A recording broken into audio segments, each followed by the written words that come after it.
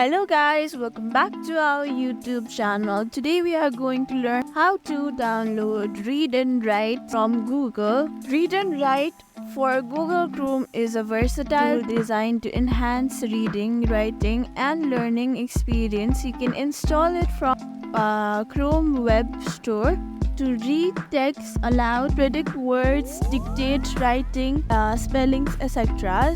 Let's begin with the tutorial on how to read and write from Google Chrome. Open your Google Chrome, then search for Chrome Web Store, then tap on the first link there, search for Read and Write. There you will see Add to Chrome. Then tap on confirm by clicking Add extension. Sign in after installing. A small RW icon will appear next to the address bar. Thank you for watching this video. Make sure you like, share and subscribe to our YouTube channel for more such content.